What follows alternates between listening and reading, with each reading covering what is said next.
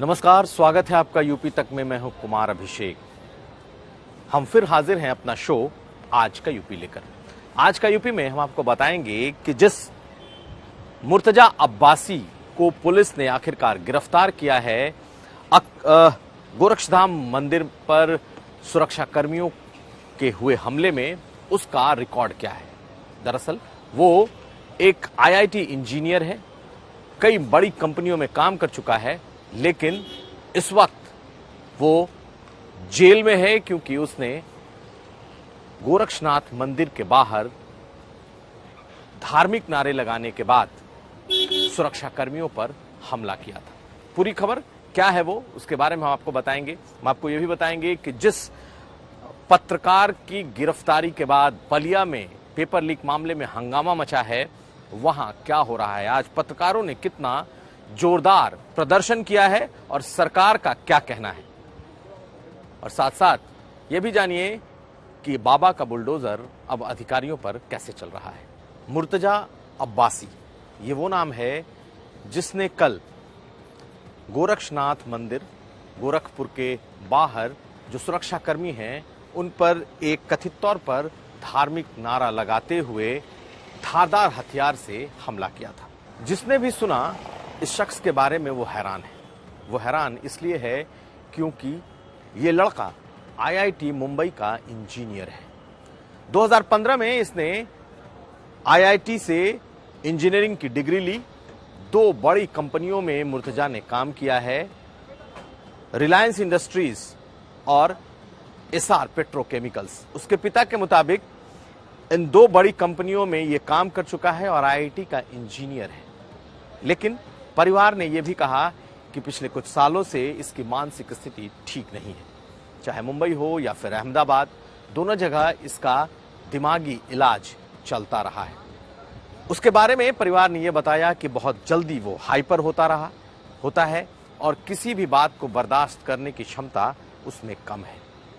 और शायद ये वीडियो इसी बात की तस्दीक भी करता है कि किस तरीके से वो मंदिर के बाहर पहुंचकर जब कथित तौर पर उसने धार्मिक नारे लगाए तो उसके बाद पुलिस को उसे वहां पकड़ने में मशक्कत करनी पड़ी। लेकिन शुरुआती जांच कुछ और इशारा कर रहे हैं। आज गृह विभाग ने बकायदा एक प्रेस कॉन्फ्रेंस की जिसमें एसीएस होम और साथ साथ एडीजी लॉ एंड ऑर्डर दोनों ने एक ज्वाइंट प्रेस कॉन्फ्रेंस किया और कहा कि ये एक आतंकी घटना को अंजाम देने की कोशिश थी और उनके पास जो शुरुआती तथ्य आए हैं वो सीधे सीधे इशारा कर रहे हैं कि ये एक आतंकी हमला था। पहले सुनिए क्या कह रहे हैं एसीएस होम अवनीश अवस्थी। माननीय मुख्यमंत्री जी ने इसको काफी गंभीरता से लिया है।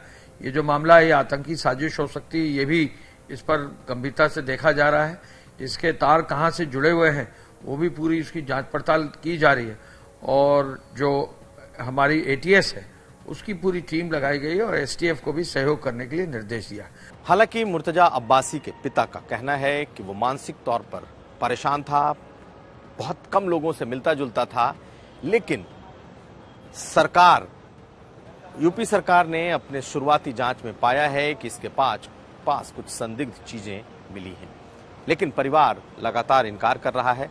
सुनिए इस इंजीनियर के पिता का क्या कहना है। ये बच्चा जो था, हम लोग यहाँ से बम्बई चले गए थे सन 2000 में। बच्चे को कुछ घबराहट सी रहती थी, बच्चा अक्सर रोता था, अच्छा नहीं लग रहा, अच्छा नहीं। तो हम लोग पूरी बिजी भी थे और इतना कुछ ज्ञान नहीं था कि ये कुछ सिम्टम है नीचे, तो हम लोगों ने इसको इग्नोर किया।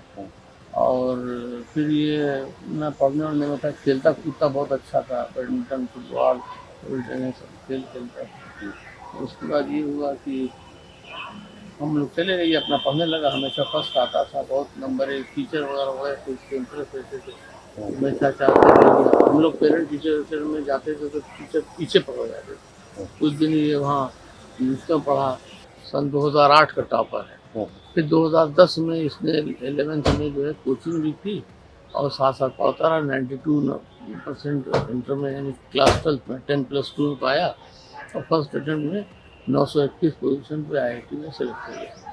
फिर इसकी माँ, अब इसकी एक नेचर की वजह से हम चाह रहे हैं कि उसको अच्छी ब्रांच मिल जाए, कहीं चला जाए, रुड़की में इसको अच्छा मिल जाता। और जो बिहार बंगाल के पास है क्या बहुत पुराना सबसे पहला IIT है, तो उसमें हो जाता तो और अच्छी बात। तो इसकी माँ रोने लगी कि भाई बच्चा भी नहीं जाना चाहता। तो बहरहाल इसको मुंबई में केमिकल इंजीनियरिंग डुअल डिग्री तो मिली। तो उसके बाद फिर इसने आगे जाके डुअल डिग्री छोड़ दी। 4 year BTech course chemical engineering में 15 में इसको डिग्री मिल गई। और उसके बाद जो है फिर इसका रिलायंस में पेट्रोकेमिकल नागुथ में बॉम्बे के पास एक जगह है, वहाँ इसका अपॉइंटमेंट हो गया। तो हम लोग भी बड़ा अच्छा रहा उस टाइम। कोई हम लोग का अनुमान नहीं था कि इसकी मेंटल कंडीशन क्या है। मेंटल कंडीशन ये था कि भाग भाग के IIT से वहाँ रहना नहीं चाहता था, घर आ जाता था।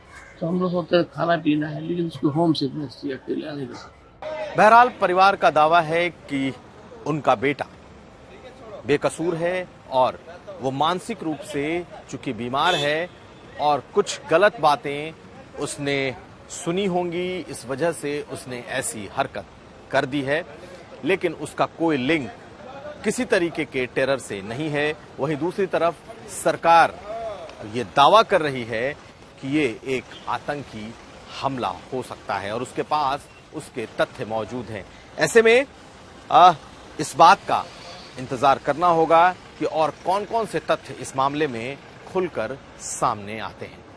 अब अगली खबर, बाबा का बुलडोजर अब उनके अपने अधिकारियों पर भी चलने लगा है। बुलडोजर का मतलब ये कि इस वक्त योगी आदित्यनाथ की सरकार बिल्कुल इस बात को बर्दाश्त नहीं कर रही कि उनके अधिकारियों ने गड़बड़ किया तो वो बख्श दिए जाएंगे। पहले सोनभद्र के डीएम, फिर गाजियाबाद के SSP और अब आज औरैया के डीएम को निलंबित कर दिया गया, उन्हें सस्पेंड कर दिया गया। पिछले 4 दिनों में यह तीसरा बड़ा सस्पेंशन है जब किसी भी अधिकारी को, अधिकारी नहीं जिले के सबसे बड़े अधिकारी डीएम को आखिरकार सरकार ने सस्पेंड कर दिया। औरैया के डीएम पर काम में लापरवाही बरतने और साथ साथ कहीं न कहीं भ्रष्टाचार के आरोपों के पुख्ता होने के बाद उन पर यह कार्रवाई की गई है। ऐसा काफी समय के बाद इस सरकार में देखने को मिल रहा है, जब सरकार बनते ही इस सरकार ने अपने ही अधिकारियों पर कड़ी कार्रवाई करनी शुरू कर दी है। हालांकि सवाल भी उठे हैं। गाजियाबाद के SSP को सस्पेंड करने के पर सवाल यह उठा कि बीजेपी के कार्यकर्ताओं ने, नेताओं ने उनकी शिकायत की थी। SSP गाजियाबाद ने उनकी बातें नहीं सुनी थी और तभी से वो सरकार के आंखों की किरकिरी बन गए थे और उन्हें उनके सस्पेंड करने की वजह यह थी। लेकिन सरकार के पास अपने तर्क हैं। जिन लोगों पर कहीं ना कहीं विजिलेंस की नजर है, जिन लोगों पर सरकार के पास ये रिपोर्ट है कि वो गड़बड़ कर रहे हैं, वो भ्रष्टाचार में लिप्त हैं या फिर सरकारी काम नहीं कर पा रहे हैं, ऐसे लोगों को हटाने के बजाय सरकार उन्हें सीधा पनिशमेंट दे रही है, यानी कि उन्हें निलंबित कर रही है। और अभी पिछले 4 दिनों में 3 जिले के बड़े अधिकारियों के सस्पेंशन से यह साफ हो रहा है कि अब यह बुलडोजर अधिकारियों पर ही चल रहा है। अब अगली खबर, और अब जान लीजिए बलिया में जो पेपर लीक हुआ और उस पेपर लीक में पत्रकारों को इसके लिए जिम्मेदार ठहराया गया, तो उसका क्या हुआ। दरअसल सरकार ने साफ कर दिया कि पेपर लीक का खुलासा हो गया है और उस पेपर लीक के खुलासे का मास्टरमाइंड कोई और निकला। बलिया से ही ये पेपर लीक हुआ था और बकायदा सरकार ने उसके नाम का ऐलान किया। लेकिन सबसे बड़ा सवाल ये कि आखिर जिन पत्रकारों को इस मामले में जेल भेजा गया उनका क्या। दिग्विजय सिंह के नाम के एक पत्रकार ने तो बकायदा बलिया में सरेआम डीएम और एसपी के मुर्दाबाद के नारे लगाए थे और उसके बाद वो पुलिस की कस्टडी में पहुंचे थे और ये बेहद ही वायरल हुआ था। लेकिन आखिरकार उन पत्रकारों का कसूर क्या था। सरकार दबी जुबान में यह बता रही है कि कुछ पत्रकारों के लिंक्स निकले हैं, लेकिन 17 लोगों को जिन्हें गिरफ्तार किया गया था उसमें जब आज ये पूछा गया तो कहा यह गया कि सरकार ने अपनी कार्रवाई कर दी है और पत्रकारों को जब इसमें संदेह की स्थिति में उठाया गया था तो वो लोग कोतवाली में अपनी एप्लीकेशन देकर छूट सकते हैं। यानी कि कहीं ना कहीं जितने पत्रकारों पर सवाल उठाए गए थे वो सारे के सारे लगभग धाराशायी होते दिख रहे हैं। हालांकि कुछ लोगों पर को अभी भी संदेह के आधार पर सरकार कह रही है कि उनकी संलिप्तता हो सकती है, लेकिन सवाल यह है कि जब इसका मास्टरमाइंड पकड़ा गया, जब पूरे मामले का खुलासा हो गया, तो आखिर पत्रकारों को जेल क्यों? आज बलिया में पत्रकारों ने जबरदस्त तरीके से एक प्रोटेस्ट किया और पूरे बलिया के पत्रकार आज जमा थे, लेकिन बलिया के प्रशासन को इस बात का जवाब देना होगा कि आखिर उन पत्रकारों को जिनका कोई दोष नहीं निकल रहा, उन पर इस तरीके की कार्रवाई क्यों की गई। तो ये था आज का यूपी। हम कल फिर हाजिर होंगे अहम खबरों के साथ। तब तक आप देखते रहिए यूपी तक।